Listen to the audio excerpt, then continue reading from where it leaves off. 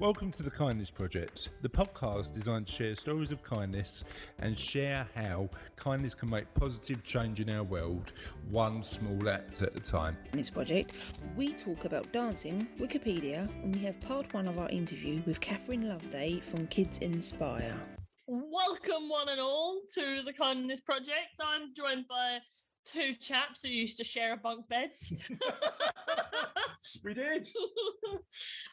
It's Chris and Russell Dames. Go on then. I'm joined by Chris, who regrets sharing my bunk bed. Can we just clarify? We weren't in the same bed. We had different bunks on There was some nights when you might have rolled in a little late and tried to climb in bed with me. Accidentally, Russ. That's what you say. You were. I mean, it wasn't a shame. Is you're now a bit more cuddly. So now I could like. I was all over then, wasn't I? Yeah. But yeah. Russ, I hear he's quite asleep. He was quite a sleepwalker in his youth as well. I don't share. I don't remember that. We are not sharing the story that I told you last week on the podcast. No, I mean, you put outside in your pants, remember? I did. He did used to have lengthy conversations with himself in his sleep. I was asleep talking. To wake up and he'd be talking to himself. I had a full conversation with Mum that I don't remember, and Mum thought I was sleeping, but it turned out I had a concussion, so it was slightly different. When was that? It was one of my birthdays, and I can't remember. No, I do remember how I got the concussion. Go on then. Share the story. Oh, you're involved. You're the one who gave it. Oh. Remember we were dancing to Gangnam Style. We were dancing to Gangnam Style, and what happened? I can't remember. What happened? We did the thing and my head was too low and you went up. I accidentally injured you while dancing to Gangnam Style. Yeah, and then I got a concussion. The problem is, I've injured too many people dancing to Gangnam Style. I forgot. So Gangnam Style is a bit of a dangerous dance. Let's be honest. Because your wrists go everywhere. Exactly. I mean, clearly I did it accidentally, and I know I was doing a fake apology last week, but can I just apologise for making you concussed during Gangnam Style? You always forget, but it is quite a funny story. Right, let me apologise for hurting you during a dance of Gangnam Style. At least 8 years ago. Sorry? I accidentally done it dancing to Gangnam Style. I wonder if that's stand up in cold. Well, I mean, it was an accident. Yeah, and it was like 8 years ago, so.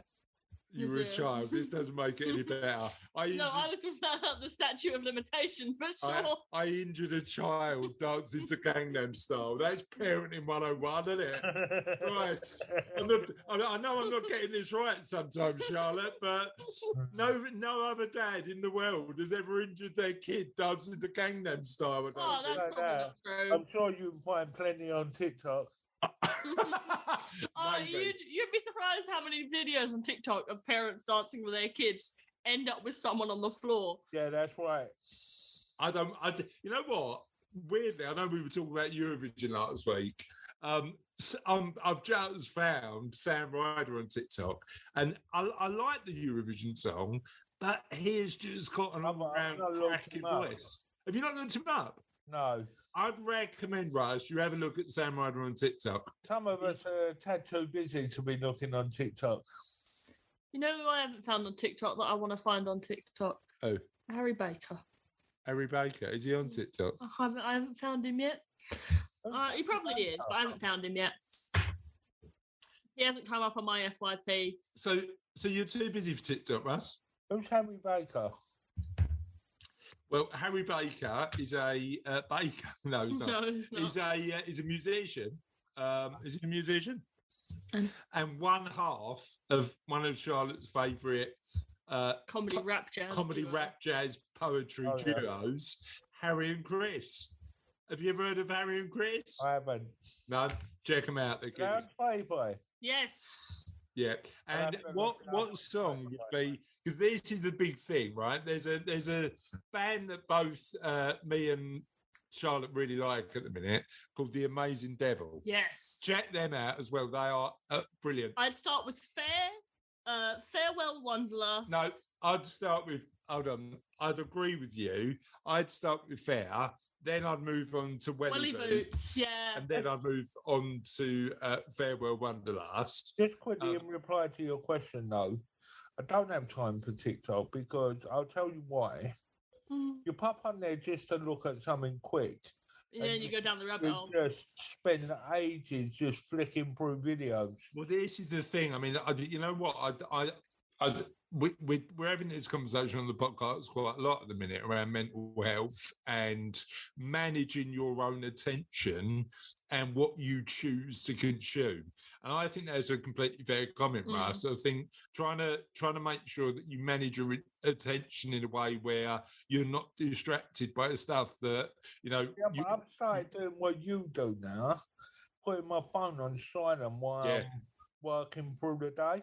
100%. Yeah. Do not disturb is going to be your best friend. 100%. You know what's a game you can play that sort of controls the rabbit hole. You go on Wikipedia, you set yourself a start point, and you have to try and get to something else entirely, and you have to time yourself and do it as quick as possible. I like the idea of a quiz where you get to use Wikipedia, but you've got to get from one place to the other in the quickest way possible. Yeah, that's what we just during lunch on Friday, me and some of my mates were having like races, and I think we went from Venus to Kim Kardashian. Yeah. And it just like love that. How do you only using links? Only using links, using links. Do you get from one to the other in the quickest possible time? I like that idea. It's really fun as well. I think, and it gets really competitive. I think as a quiz round, I actually think instead of doing a quiz that doesn't use mobile phones, you could do an entire quiz that only uses mobile phones to solve certain games. I think that would be the way to go. But yeah, we'll see about that. However, what we need to do, I think, and Russ alluded to, is make sure that it's a tool and not a distraction to our lives. And I think we need to make sure we do that. What do you think? Well, I definitely think it is a powerful tool. Tool to be used in our lives. But moderation is important, as all things, and also it can give you migraines, which I don't mind. Yeah, we don't want that. Let's move on to this week's question of the podcast, which is, what's the last thing you won? Because as we were sitting here recording the podcast, my wife Gazzy wandered over and said, "I've just won." I said, "What you won?" And it was a mango sun lounger.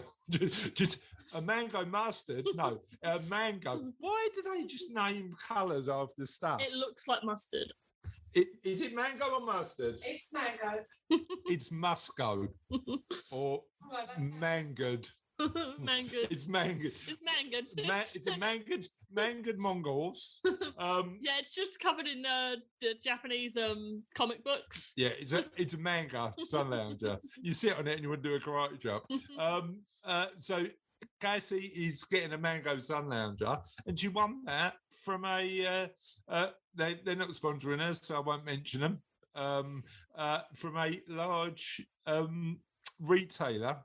That you will know does fashion called Dunhill. I said I wouldn't mention them, but I just did. Fashion. Have you never worn a sun lounger? They're amazing. You'd have to sellotape it. Where would you sellotape it? Unofficial question of the podcast: if you were to wear a sun lounger, how would you wear it, Russ? I'm just thinking about this. With a belt. Now the cushions. Yeah. I've seen this done where they dress up their kids as like steaks in the America Right. and cut the shapes out of the bone. Right. So you go as an American steak. No. What American steak would you go as? No, I won't go as an American steak. I'm just saying, I've seen it done. Illinois. Well, surely you'd go. I'd have to go for a long American steak, or it'd be like a mini steak, wouldn't This it? girl. Well, I mean, maybe you could go in the shape of what you consider your favourite city Well, and the best city in the world, apparently according to you, Norwich. let me just clarify with you. What shape is Norwich, Russ? As you already know, I prefer to dress down than up. Right, that's why you should go as Norwich. Oh, so dress down. What does that mean? I How are you using the phone if you dress it down? I like to turn up places undressed.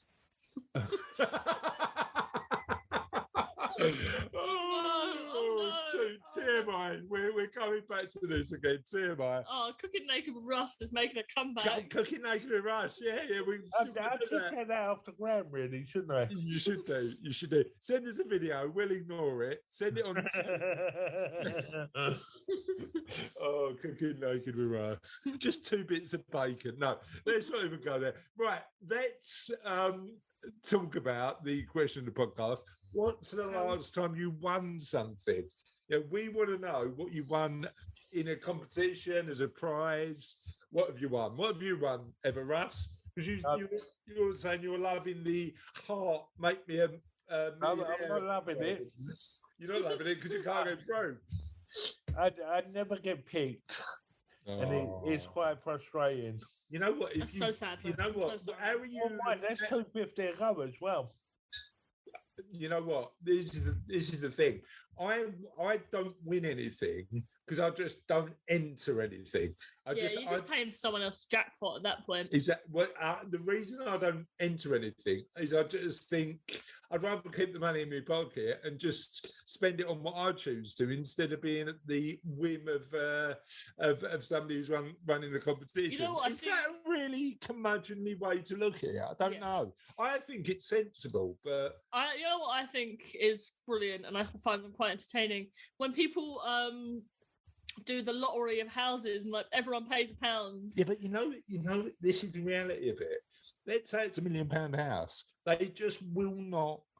They will continue to sell tickets until they've raised 4, 5, 6 million. That's the way it works. So that one I see on ITV. Yeah, Omaze, Yeah. But yeah, that the reality of that is a business. It's not. Funny, though. The challenge I've got with it is often it's the people who can afford it least who spend the most money on entering those sort of competitions. Yeah. So where's the line between somebody spending a couple of quid and somebody entering 20 times and it turning into a gambling addiction? I just don't know the answer to that. But it's an interesting conversation. You know, you used to. I keep talking about this because I've been thinking about early lotteries, like in the time of Elizabeth I. They did. So in the time of Elizabeth I, they did lotteries to avoid raising taxes. So they sort of said to people, here's a really expensive lottery ticket, and if you win, you can win something that's been used by the royal family, and then we'll use that to fund our navy and protect our port towns and stuff like that. And what could you win in these old lotteries? Painted portraits, spoons used by the Queen. And people used to pay thousands. But then also it became a popular thing to not have a ticket, but to own shares in a ticket. So you could own shares in a lottery ticket. And then the problem is, how do you share the spoon? If you win a tenth of a spoon, do you just get to use it for a day and then you've got to give it back to the syndicate? That still goes on with syndication there, doesn't it? Yeah, exactly. But that's fine if there's like a thing you can split. So if you're entering something, but they would sell it on and then split the money. Right, okay. I'd want a spoon. I'd want a spoon used by the Queen, and I'd use it for my coffee every morning. That's what I'd do. Yeah. What would you? Unofficial question of the podcast, Russ. What would you like from the Queen's house? That should be an official question. Yes, that should be an official. We're using that. We are using that for the official question. You know, it's such you say that because you've been stealing from the Queen's house. See, the thing is, I mean, because you're very close, actually, geographically, from the Queen's house. One of the Queen's houses in Sandringham. Quite nearly half hour. Half hour down the road. I might pop over and knock on the door. Try and spoon. Right, don't ask me to get a spoon.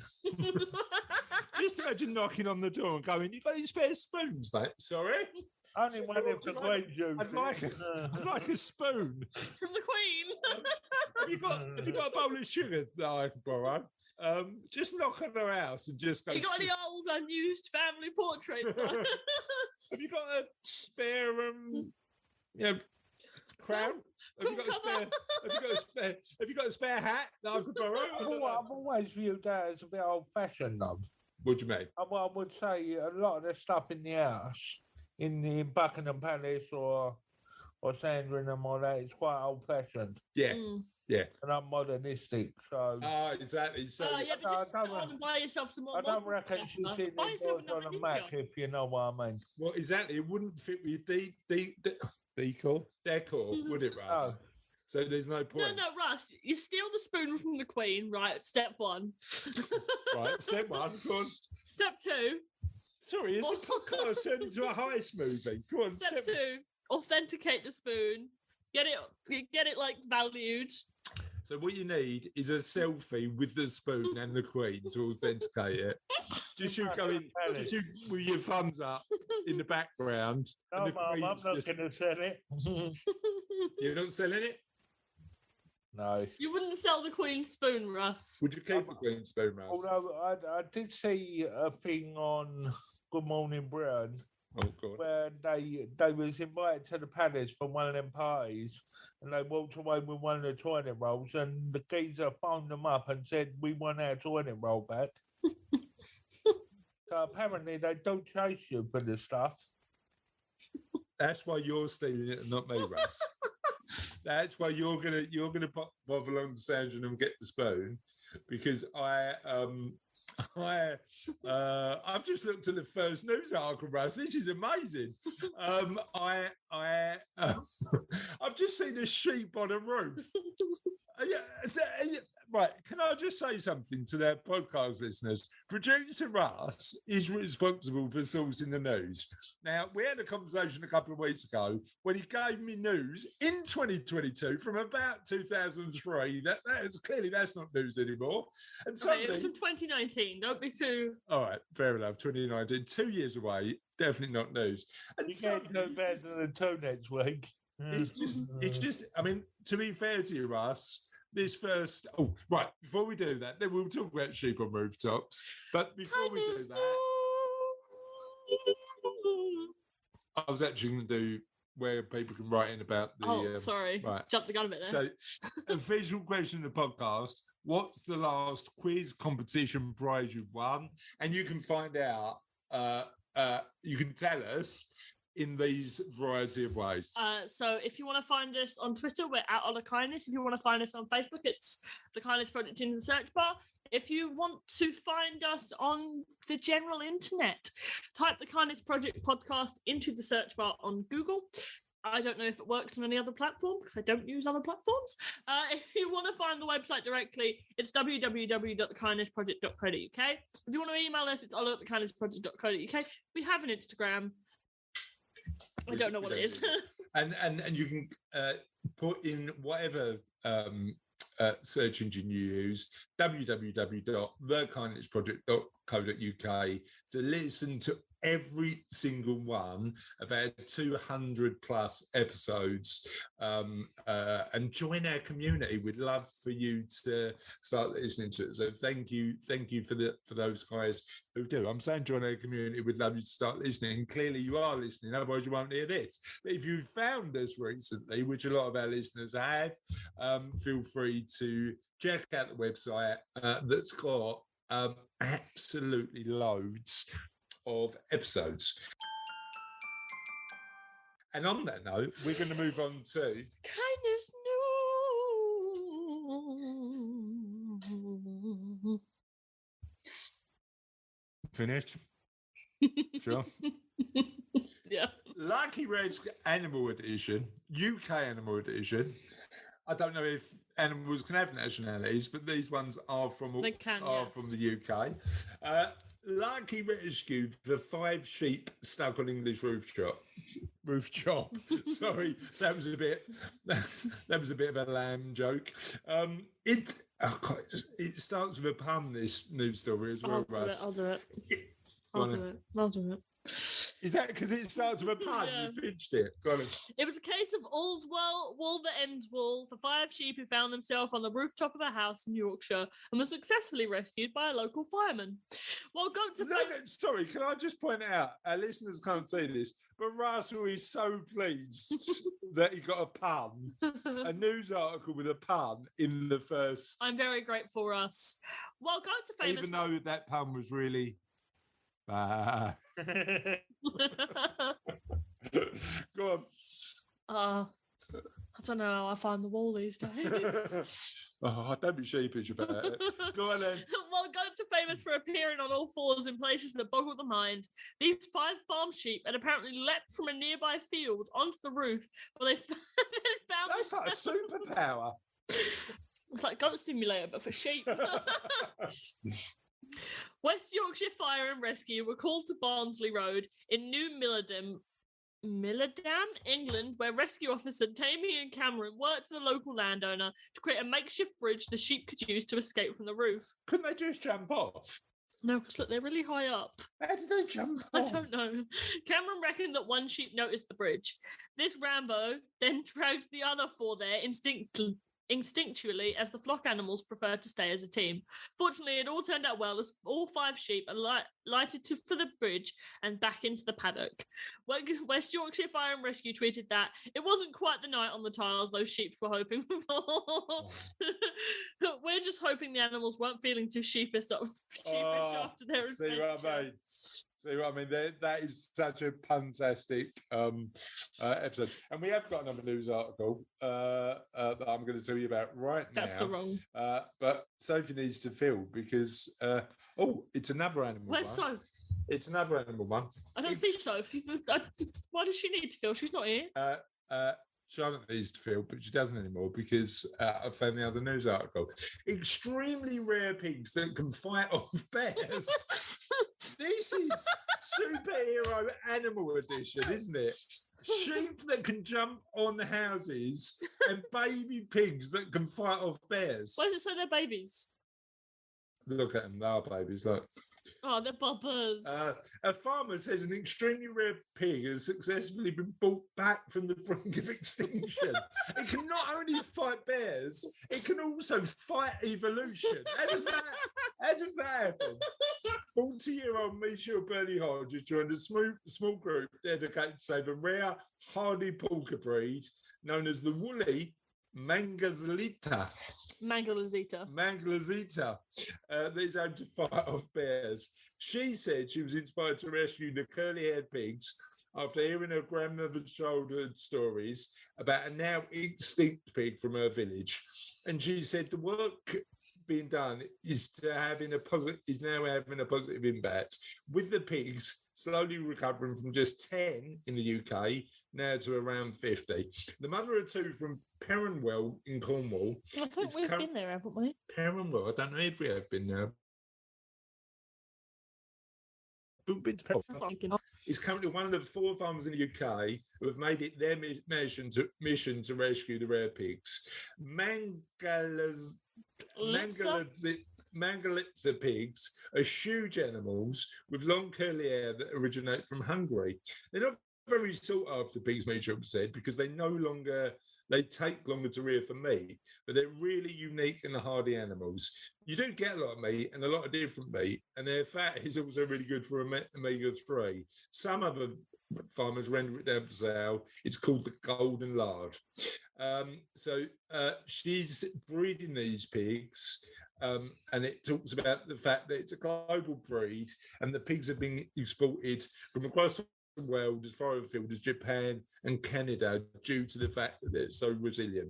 Michelle says there are even Facebook groups dedicated to the pigs. I wonder if it's as popular as the Satsuma fan club. There's a Satsuma appreciation society. It is. Maybe there's a separate one that's a Satsuma fan club. Michelle says there are even Facebook groups dedicated to the pigs with owners who share their experiences and how their pigs are faring from across the world. One pig in the US was attacked by a bear, which is not something we're used to here. The pig was fine, and there's even a video of it fighting the bear. Guess what I'm doing after I've finished the podcast recording? I'm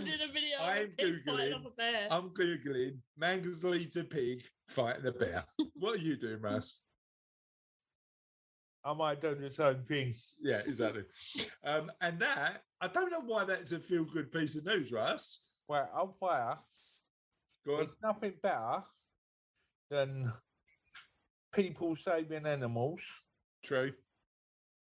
Superhero animals that can fight off bears. Super pig. Mhm. Super pig. Does it come with a cape? It just feels good. People love animals. All right, Russ. Any news about animals, people love. Oh yeah, I didn't have that reaction to that dog from last week. She did talk quite a bit about turning it into sausages as well, Russ, which I felt wasn't particularly kind. Yeah, well, that's the best thing to do with a pig. But I'm not gonna. No, the best thing to do with a pig is give it a little red cape. is give it a little red cape, send it into the forest fire. I'm definitely Right, I'm definitely not going to fight Porky that can fight a bear. I tell you what, I'm not. I am not messing with a Mangalitsa pig, honestly. Right, let's move on to our interview this week.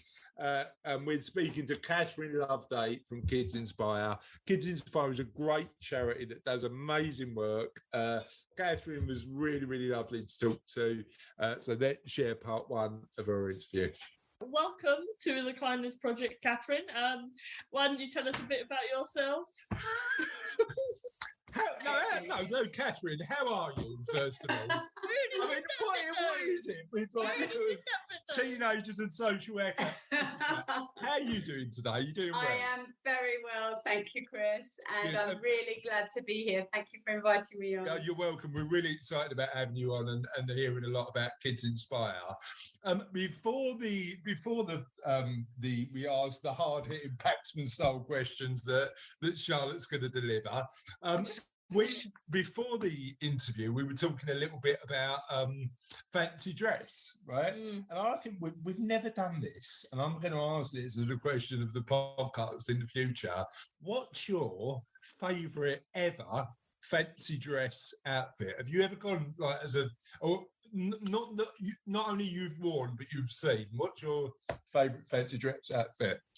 Well, I can only remember ever going to one fancy dress party as an adult with my now husband, but many, many, many years ago. And you'll be able to place this in history by the fact that I went as Madonna and he went as Boy George. Oh, amazing. So, and I made him a huge, tall hat out of yellow cardboard, and the hair was attached wool around the hat. Brilliant. And my outfit involved a lot of lace and safety pins, I think, as far as I can remember. And a bit of cloth in between. Madonna's gone through a few phases, hasn't she, in her life? So, like, it was the lace and safety bits. I remember going because I was sort of a kid in the 80s, but sort of always remember it from like sort of childhood. But the big thing for me in the mid 90s is going to a fancy dress party as Tom Selleck from Magnum. Now, Charlotte's going to look at. So I had the moustache that fell off halfway through the party, but so I was basically just a bloke in a Hawaiian shirt. That was it. But yeah, what's your favourite fancy dress outfit? It's not. It wasn't for fancy dress. It was a Halloween outfit. And we used to do this thing where I used to go out with all the mums and the kids. Yeah. And I had a ringmaster outfit one year. Oh yeah, you did. So it was like I had this little ring, this little circus of little kids. Yeah, but they weren't dressed up as like lions and tigers and bears, were they? They were dressed up. No, one of them was the Hulk. But I'd pay to see a circus with a Hulk. Yeah, that would be amazing. Anyway, we're not here to talk about fancy dress. We're here to talk about Kids Inspire. Catherine, let's start, as we always start their interviews. Tell us a little bit about you. Well, so I'm in my second career really as a fundraiser working at Kids Inspire. I started off, actually, I think this is quite a common theme in fundraisers, started off working in banking in the city, and I did that for 19 years. And then I became involved in fundraising through volunteering in the community over several years, really through my children's school. And what I realised about fundraising is that I actually really connected with the feeling it gave me of making a difference in people's lives. I just found it so rewarding. And a few years down the line, a friend of mine was a trustee at Kids Inspire, and she told me they were looking for a corporate fundraiser. And I applied for the job and was very fortunate to get it, and I've been doing that for 6 years now. So outside of work, I've got 2 grown-up children, I've got a dog. I like to be active, so actually at the moment I'm doing a walking challenge to raise money for Kids Inspire. Cool. Yeah, so something that quite a few of us in the team signed up for, and some of our supporters as well, connected to the Royal Jubilee. We're walking 500 miles on a virtual walk that takes us from Buckingham Palace to Balmoral. Amazing. And you can set yourself a time target, but I'm trying to do an average of 4 miles a day. So hope to finish by the end of this month, actually. Can we finish walking today? You don't have to do the actual route. We're not actually on our way to Scotland. But do you do the same route every day? No, I really mix it up. I love being outside. I love the health benefits, not just physical, but also mental and well-being. Yeah. It's funny, I've got a conversation with the... Sorry, I put my hand in front of you. Not that our podcast listeners can see that. But I got a conversation with somebody at the gym today just about the mental health benefits of staying fit. I'm trying. So I did the London Marathon last year. Well done. Yeah, thank you. I mean, I say did. I mean, the first 20 miles were all right, and then it was if you looked at me on the app, my pace slowed down to like sort of very slow. I hit the wall at 20 miles, but I finished it, and it was all fine. 5 and a bit hours. So I was over the moon with that. But then somebody told me about this challenge you can do. Have I spoken about it on the podcast before? I don't know. I don't know what we're talking about. All right, okay. It's called the London Classics, and you can do... I've spoken about it, yeah. And you can do London Marathon events, do 3 big challenges in London. They do the London Marathon, they do the 100-mile bike ride, which used to be from London to Surrey, but is now from London to Essex. And they do a 2-mile open water swim in the Serpentine in Hyde Park. So I'm doing the open water swim this year. Oh, well done. I am petrified, because I need to. And the open water swimming is a brand new. I can swim and I can swim well, but open water is a bit of a brand new challenge. So I'm going to have to don my wetsuit and get training and get out in the lakes and rivers around Essex soon to get ready for that. I think that's amazing, and that's the thing about challenges, isn't it? We push ourselves outside our comfort zone, and it's such a wonderful feeling when you've achieved something that you never thought you could do. Yeah, exactly. Especially for us, when we're trying to encourage people just to do some fundraising, there's the added benefit of helping you other practice people as what well. you preach. Yeah, Yes, exactly. Yeah, you're exactly. doing it yourself. Yeah, I completely agree with that. Tell me a bit about Kids Inspire and the work it does. Yes, thank you. So Kids Inspire was founded 14 years ago. Actually, it's going to be our 15th anniversary this September, so we're really looking forward to celebrating that. And really, we were founded by a lady called Sue Bell.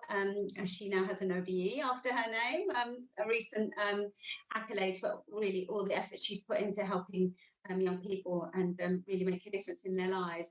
And she was working as a drama teacher, realised really that there were a lot of children who weren't engaging with their education and actually just couldn't find any help for them. So she retrained as a drama therapist. And she tried to get some funding to start a charity. So at that time, really what she was told is that there was no help for young people with experience of trauma or emerging mental health problems unless they got involved in the criminal justice system. And that really, really horrified her. So unfortunately, no funding available at that time. So she sort of started the charity with a loan from a friend, and she kept her equipment in a cupboard in a school. And really, with a very short space of time, she had a queue of children at the door. And you know, it was often the head teachers or the teachers in school to realise that these children had a problem. They might be at risk of exclusion, but you know, through no fault of their own, they'd had a bad experience, they were angry or they were withdrawn, and they really needed some help with that.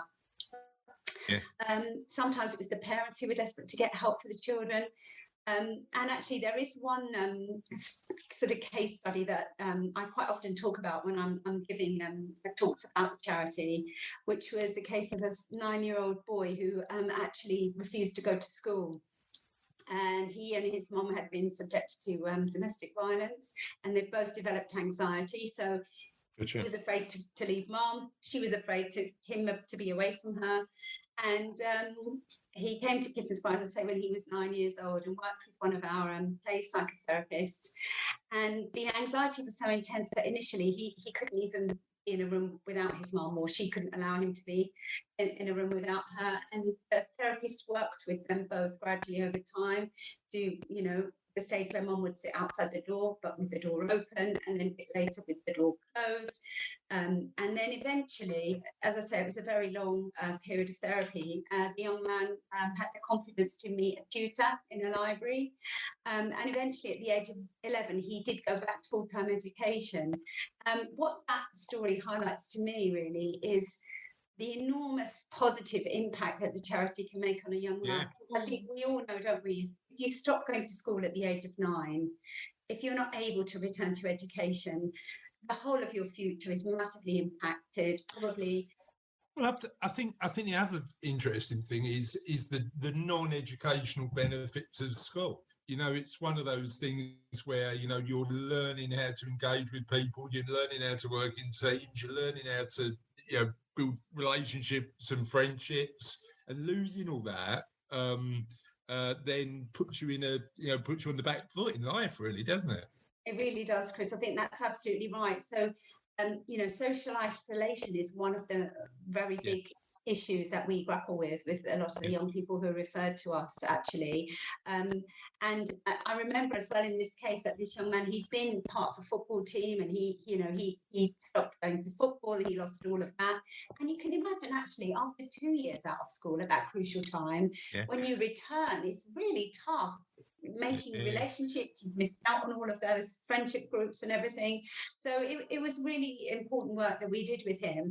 And he actually told us when the therapeutic relationship came to an end, he told his therapist, I really hope when I'm older and I start work that I'll be able to give some money to Kids Inspire so they can help another child. Amazing. I love that quote. And I think that really nicely illustrates that he realised the impact that we'd had on his life. So in terms of practical work that Kids Inspire do, is it all therapy, and is that therapy individual or is it groups? Help me understand how the services you provide practically work. Yes, for sure, Chris. So referrals come to us initially, as I say, through schools or through GPs or social workers, but actually in the last 12 months, over 40% of the referrals have come directly from families themselves. And what we do an assessment of the child. Everything starts with the child, but quite often we work with the parents as well.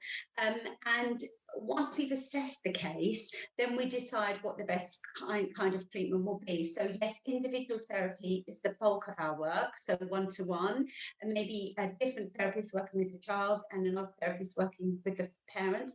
But sometimes we get involved with quite large family groups, so there may be other relatives involved, grandparents, or who may be acting as carers, and quite often siblings as well. So the one-to-one therapy is quite a big element of the work, but we do also do different projects with groups. So one that particularly comes to mind that we did, actually we were just planning it as the first lockdown came, was a project called Sing My Own Song, where we worked with a group of teenagers to help them to express themselves through music. Okay, cool. So we had music therapists, we had 2 young volunteers from the local community, teenagers, one of whom is actually recording songs now and getting quite a high profile out there. She kind of gave her time, and it made such a big difference to these young people's lives. The idea originally was that we would run the project in person, but of course that had to move to Zoom because of the lockdowns. And we also wanted to have a live performance at the end of the project in a theatre, but that couldn't happen, unfortunately. But we held it in our building in a COVID safe way. And I do remember that one of the young girls had been really so shy and so badly affected by bullying at school that her parents were very afraid that she wouldn't get involved, but she enjoyed it so much she actually managed to come in to the final meeting for the live performance. Yeah, and so, again, it just illustrates how you can bring together different, volunteers, people in the community. And actually, we had some funding from a local Rotary Club. Yes. They bought some mixer machines for us to help the kids record their music. So that's a kind of example of one of our project work. Music is a really good medium to just help people communicate, isn't it? Yeah. Not when I do it, clearly, it's awful. Did you say you were getting because Charlotte's got friends over today, Katherine, so I'm being expelled, but I will be back later. Did you say you were getting the karaoke machine out? Yeah. Perfect. Right, I'm definitely coming back. That's amazing. Gonna love that. What other ways has COVID sort of impacted the work that Kids Inspire do? Are we not talking about my karaoke? No, choosing to move on. She's moving swiftly on there. I know. She's the true professional, Katherine. That's the reality of it. Head in the game. Let's get this interview done. Let's help Katherine. I just want to talk about karaoke and tell us how. Yeah. So, Katherine, I'd imagine that during COVID, there's been an increased need for your services, right? Yeah, that's very true, Chris. So many young people were impacted by the pandemic. We've seen a 40% increase in services. 1 week we had 57 referrals and 15 of those came on the same day in the post. So it's been really, really difficult for us to meet the need. I think, the pandemic highlighted that children who were happy at school but not happy at home to spend more time at home, and that could make more problems for them. The ones who didn't particularly enjoy school before were happy at home, but then when they had to go back to school, that increased anxiety for them.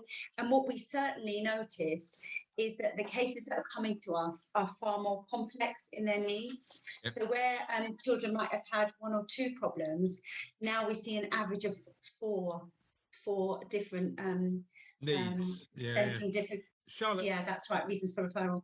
Charlotte, do you think COVID's impacted young people? Yeah, I think it has, because obviously before there was I made this joke to my friends about I didn't go outside much, but I didn't like not having the option. I think that's very true. Yeah. What that restriction of choice does things to you mentally. Yeah, and then obviously you've got that thing about we obviously know that there is an impact of online use and social media on mental health. And because we couldn't go outside and spend time with our friends that way, we all became sort of more reliant on the technology. Reliant on the technology to communicate. Yeah, I mean, I it's funny because I was, certainly, with our family, our youngest really thrived when she went back to school, just because of that face-to-face socialisation element. Technology was a really good proxy when we needed it, but I think there's no. I think it does make us happier just being out and about, seeing people face to face, and having a better balance. Yeah.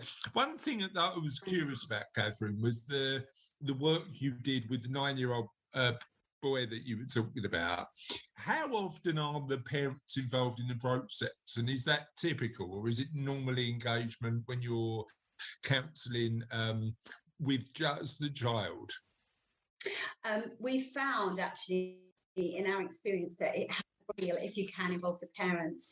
And I was talking the other day to one of our child therapists, and she said to me quite often she'll get engaged with the children, and then she'll think, you know what, it would help the parents to know how to support if they could see one of our adult therapists at the same time. So she then spoke to the adult therapist who said, oh yeah, very often I meet the parents and they say, but the problem's not with us, we're fine, it's the child. And they say, yes, but actually, do you know what, if we can just explain to you with the child what you can do to support them, then possibly things will improve for all of you. And actually very often at the end of that, their therapy work, the parents are very, very grateful, and they see that the work has been of huge benefit to them as individuals, also as a family unit, and in supporting their child with their problems. And I think the other interesting thing is we are now just, particularly in the UK, just more attuned to making sure that we look after our own mental health a bit more. So those conversations about getting support and getting help, do you think they're easier now than they were before, when there was more of a stigma attached to having conversations about mental health? Definitely, I think that's a very interesting issue. I believe that people are more open to seeking help, and I think that's probably borne out in our figures, where we see more people looking for help themselves rather than by professionals to the organisation. They realise that they need help for their child, and they're proactive in looking for it. And I think that's a really, really positive thing. Yeah, that's good. What's the biggest issue in terms of need at the minute, Catherine? Do you need more counsellors and psychologists? Is it a support?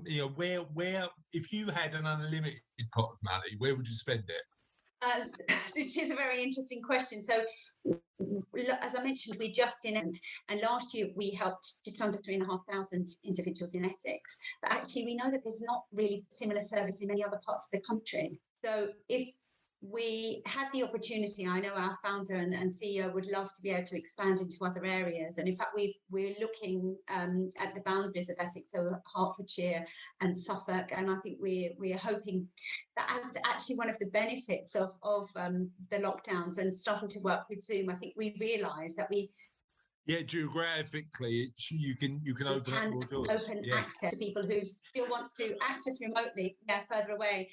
We had some therapists working with us who, live further away in the country. And whilst I think the majority, and certainly the children, the majority of our service users would prefer to go back to face-to-face, there is an element of convenience for some of the adults. If you've got a busy working day, you don't necessarily have the time to come to our centre in Great Barrow. Maybe you would rather do a Zoom call in the evening. That's one of the benefits I think we've seen. That was Catherine. What did you think about? It was good. I can't wait for the next one. Me too. Let's move on to. Tis the end of another podcast. But the end is never truly the end, because the end is always the beginning of something entirely new. And this week, it's last week's question of the podcast once again. Which is, what's the strangest thing you found in our nightly place? Al McCann said, I have found a sticker promoting a Nottingham culture magazine under my bed in a hostel in San Francisco, which is quite interesting. You know, fly all the way to San Francisco, there's a badge for a Nottingham culture magazine. Kieran Kavanagh said, I have found myself running a London Marathon 3 times. The second time, not even in London. Now, I know how that happens because Kieran ran the marathon in the year that I ran the marathon last year. And the year before that was the virtual London Marathon. And you can run it anywhere you want in the world. I ran it in London, but you could make the choice about not running it in London. And then there's a little tale that I want to tell you. Oh, no. There's a lady that I know, a lady called Simile. She works for the Financial Times, she's an editor for one of their publications, the one that looks after financial advisors. And she just put up this tweet as a reply to the question I asked, and that's the dog. Somebody just said, I once put a... Yes, I'll help you, boy. Right. I might have to do a bit of editing on that bit, Russ. Maybe a cough while you're editing. Back. Yeah, come on. I'm gonna sit down. Yes, who's back? Back again. Ow. No. I know, I'm gonna move it. And then we received a tweet from Simile. Now, Simile's an editor for the Financial Times. She edits one of their publications, and she just sent a bit of a random tweet.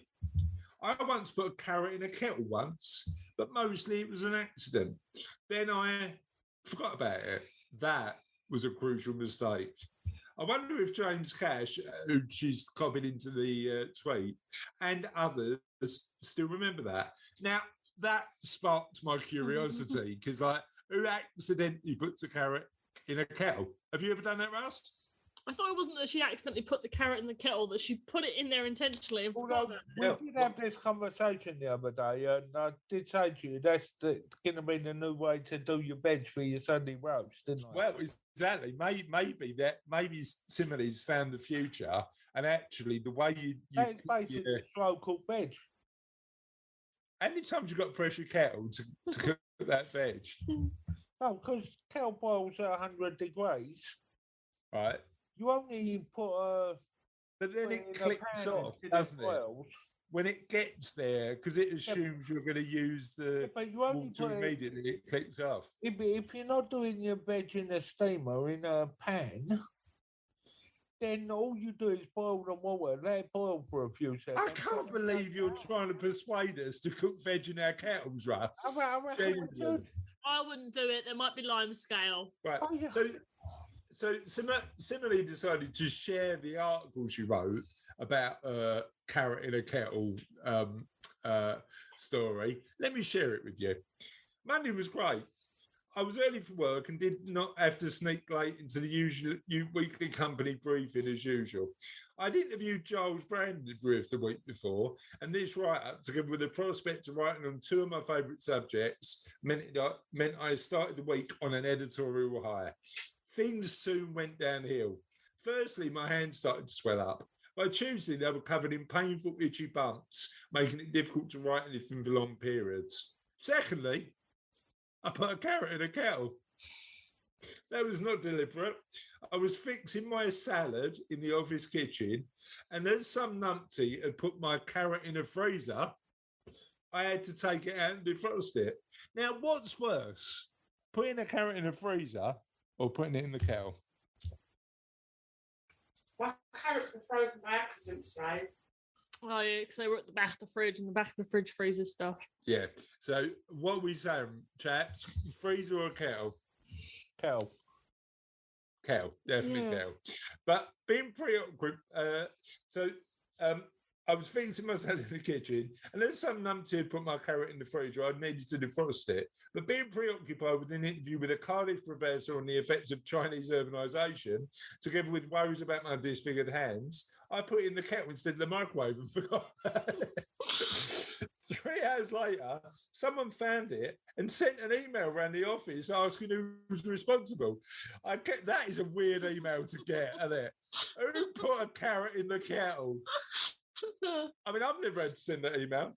There was no living down that kind of shame, as I wasn't even drunk. And there was no excuse for doing something so weird. That is a great start to the week, putting a carrot in a kettle and getting an email about it. And thanks, everybody, for sharing that and allowing to get there. And then to finish, Serena van der Mullen, going back to her theme of finding random stuff in shoes. My sister once found a dead frog in her shoe.